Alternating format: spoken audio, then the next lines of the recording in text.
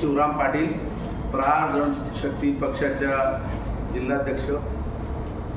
तर आमच्या हाती एक GSTचं पत्र पडलं. तारीख आहे 23/4/25. यामध्ये जळगावचे एक कर्मचारी आहे जयंतीलाल परदेशी, जे आता या महिन्यात रिटायर झाले मे एंडिंगला. त्या माणसाचा मुलगा होता. त्या मुलाचं नाव होतं आपला हर्षल जयंतीलाल परदेशी.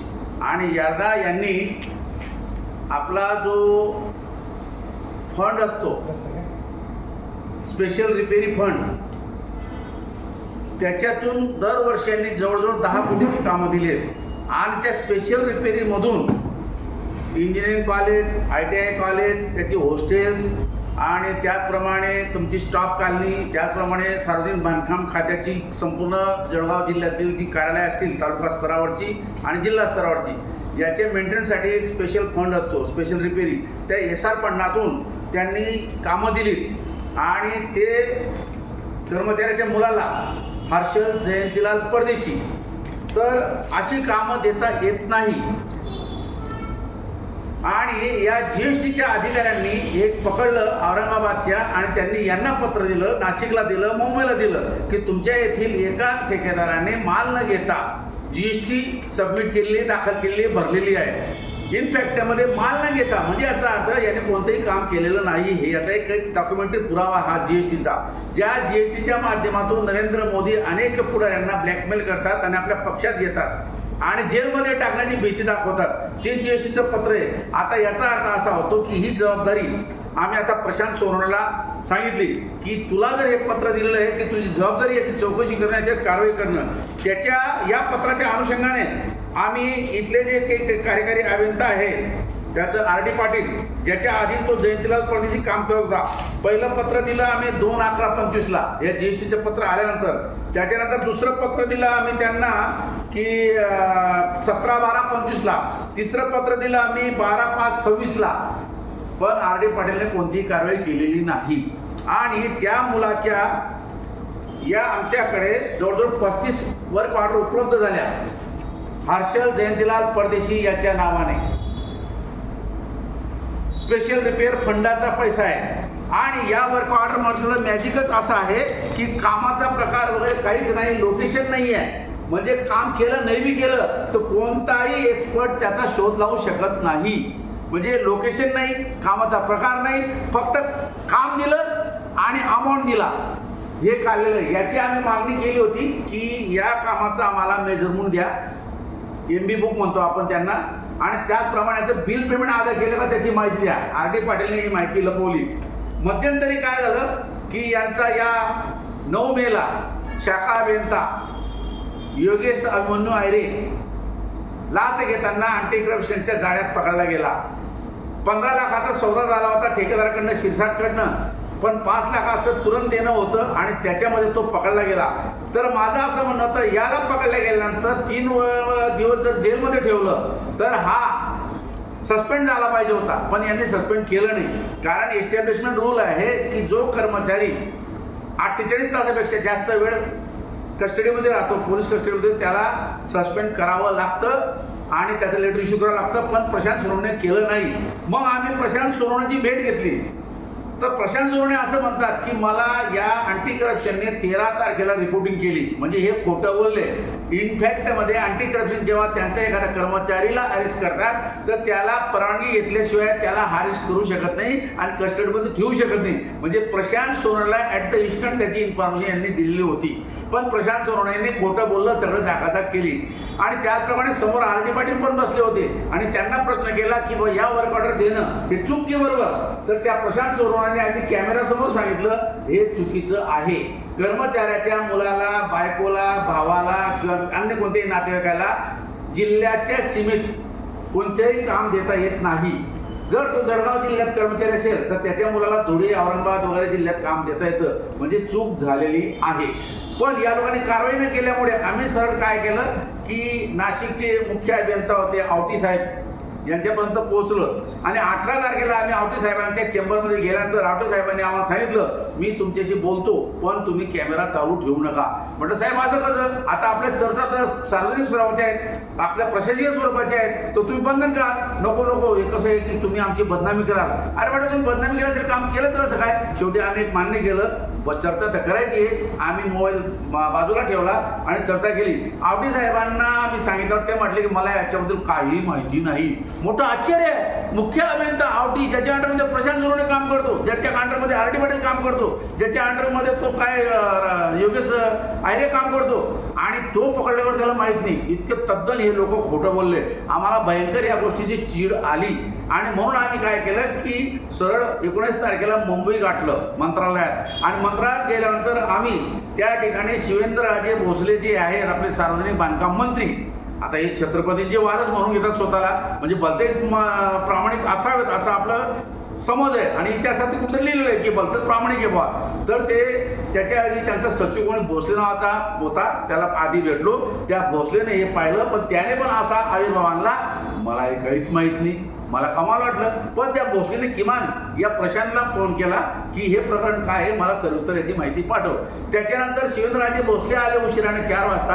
आम्ही त्यांच्या चेंबरमध्ये जाऊन बसलो आणि बसलो असताना त्यांना सरळ सरळ आम्ही पत्र दिलं की राजे, असं असं तुम्ही बांधकाम मंत्री आहात आणि तुमच्या अधीन की हे पाप झालेलं आहे, आता ही तुमचीच जबाबदारी आहे. आणि आपले छत्रपती म्हणत असत की तुम्ही हे बघा, शिवेंद्रराजे भोसले यांना दिलेलं पत्र, आपले छत्रपती शिवाजी महाराज म्हणत कोणाच्या काडीला हात लावू नका, पण इथं शिवेंद्रराजे म्हणतात अख्खी काडी आमच्याच बापाची आहे. हे बघा, मी त्यांना पत्र दिलं, मी पोच घेतली.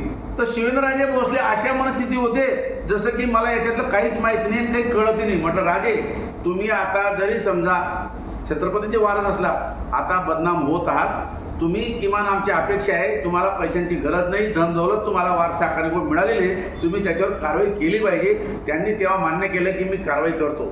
त्याच वेळेला आणखी एक इन्सिडेंट असा घडला की आपल्या या रावेर मतदारसंघातली जी काही खासदार आहेत, त्या रक्षा खडसे या इथं चेंबरमध्ये येऊन बसल्या बाजूला. आणि शिवेंद्रराजे भोसले आमच्याकडनं गेले, त्या बाईंना भेटले, म्हणे खासदार आले, त्यांना आम्ही भेटतो म्हणे. आणि 2 मिनिटात बाहेर आले. तर तेव्हा आम्ही असं म्हटलं की तुम्हाला खासदारांनी काय सांगितलं. नाही म्हणे, आमचा एक वेगळा विषय होता म्हणे. म्हणजे काय विषय होता की त्या रक्षा खडसेच्या माणसांना तुम्ही ठेका द्यावा म्हणून तुम्हाला त्यांनी विनंती केली आणि ते चालले गेले. आणि म्हटलं माझी अपेक्षा आहे, जी रक्षा खडसे खासदार आहे या बाईने बोललं पाहिजे होतं, शिवराम पाटीलने का बोलावं. मी तर आमदारी नाही, मी तर खासदारी नाही, ही जबाबदारी रक्षाची होती, रक्षा का बोलली नाही. आणि अशा बायांना जर मंत्री म्हणून ठेवलं असेल तर हे चुकीचं आहे. It is the responsibility of all the MLAs of Jalgaon district and both the MPs of the Jalgaon district, असं माझी अपेक्षा होती. पण या ठिकाणी फेल ठरलेले आहेत. मी हा संपूर्ण प्रकार सुरेश गोडेंच्या कानावर घातला, पण सुरेश गोडेंनी असं समजलं की बाबा मी 5वीतला पोरगा आहे, मला काही कळत नाही. म्हणजे अशी भूमिका यांनी घेतलेली आहे. तर मला असं म्हणायचं की हा जो भ्रष्टाचार आहे ना, आज हाच भ्रष्टाचार मी किशोरप्पा पाटील यांच्या कानावर घातला की आप्पा, तुम्ही आज एक समजदार व्यक्ती आहात, 3ऱ्यांदा आमदार झालेले आहात, तुम्हालाही मंत्री बनण्याची हौस झालेली आहे, एवढी मोठी तुम्हाला हौस आहे, अरे मग किमान या प्रकरणाकडे लक्ष दिले गेलं पाहिजे. त्या वेळेला मी असंही म्हटलं, जर समजा कोणी तुमचा 40 गावचा फौजदार आणि एक बाईचं लफडं होतं, तर या मंगेश चव्हाणने आणि या गुलाबराव पाटीलने अख्खा दिवस DPDCची बैठक घेतली एक लफड्यासाठी आणि निघालं काय, काहीच नाही. अरे मग तुम्ही लोकांच्या लफड्यांसाठी DPDCची बैठक घेत असाल तर मग या भ्रष्टाचारासाठी का घेतली नाही. म्हणजे याचा अर्थ या सर्व या भ्रष्टाचारामध्ये आमचे सर्व आमदार आणि सर्व खासदार भागीदार आहेत. याच्यातून एकही आमदार खासदार सुटलेला नाही. जर कोणाला आक्षेप असेल तर त्याने आमच्या समोर यावं, ही सिद्ध करण्याची जबाबदारी माझी. म्हणजेच काय, आमच्या या सार्वजनिक बांधकाम खातं हे आधीच बदनाम झालं होतं छगन भुजबळमुळे, त्या अजित पवारमुळे, त्या तुमच्या चंद्रकांत पाटीलमुळे. आता त्याने तर आता अति केलेलं आहे. आणि म्हणून जरी समजा छत्रपतींचे वारस या ठिकाणी मंत्री म्हणून नियुक्त केलेले असले त्या देवेंद्र फडणवीसने, पण ते सुद्धा मला या श्रेणीत वाटले. आणि मला असं वाटतं की या शिवेंद्रराजे भोसलेंनी छत्रपतींची अवमानना करू नये. जर प्रामाणिकपणे काम होत असेल तर पदावर राहावं, नाही तर शिवेंद्रराजे भोसलेने सरळ राजीनामा द्यावा आणि आपल्या आपल्या महालात जाऊन आराम करावा. पण अपने बाप का नाम बदनाम करने का नहीं.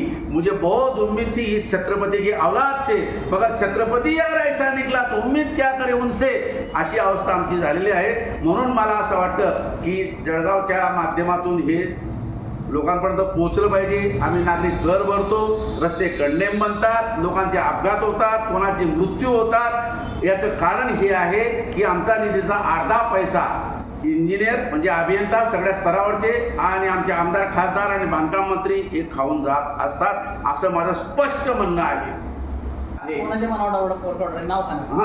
आपला हर्षल जयंतीलाल परदेशी या पोराच्या नावाने आहे. आणि हा पैसा त्यांनी हजम केला आहे. हा फक्त हर्षलने नाही केला आहे, हा पैसा त्या RD पाटीलने आणि त्या प्रशांत सोनवणे हजम केलेला आहे.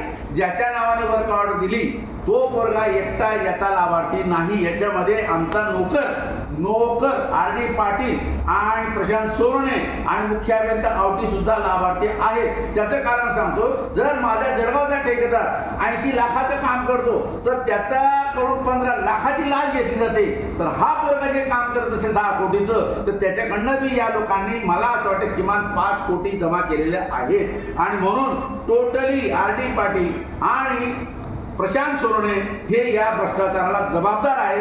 जो कोणी याचा बाप असेल, जो कोणी याचा जो वाली असेल, जो कोणी याचा आका असेल त्यांनी समोर यावं. आणि या प्रशांत सोनवणेच्या विरोधामध्ये याला 15 वर्ष झाली जळगाव जिल्ह्यामध्ये, म्हणून एकनाथ खडसेने विधान परिषदेमध्ये आवाज उठवला होता की याची बदली करा, पण गिरीश महाजन यांनी केली नाही. त्याचं कारण असं, हे गिरीश महाजन हे ज्याला संकट मोहन म्हणतात आणि ज्यांच्यामुळे आमचं जळगाव संकटामध्ये आहे त्या गिरीश महाजनने याची बदली होऊ दिली नाही. त्याचं कारण हा RD पाटील पळासखेडाचा जामनेर तालुक्याचा आहे आणि हा प्रशांत सोनवणे त्या गोलारखेड्याचा जामनेर तालुक्याचा आहे. आणि म्हणून आपला प्रशांत सोनवणे सुद्धा त्याच्याच जिल्ह्यातला तालुक्यातला आहे. आणि हे सगळे मंडळींच्या माध्यमातून आमचे मंत्री भ्रष्टाचार करीत आहेत. हा गिरीश महाजन यांना कलंक आहे. गिरीश महाजनने याच्यातून अंग काढून घेऊ नये. कारण जळगावची नगरपालिका, जळगावचे जिल्हा परिषद, जळगाव तुमचं बांधकाम खातं, जळगावचं जलसंपदा खातं हे गिरीश महाजनकडे सोपवलेलं आहे. आणि गिरीश महाजन याला टोटली जबाबदार आहे. ते किती आनाकानी करो, जर त्यांची हिंमत असेल तर त्यांनी कॅमेऱ्यावर परस्पर बोलू नये, आमने सामने पत्रकारांसमोर बोलावं. मी सांगतो की गिरीश महाजन या पापाचे सहभागी आहेत, या पापात वाटेकरी आहेत, या पापाला जबाबदार आहेत.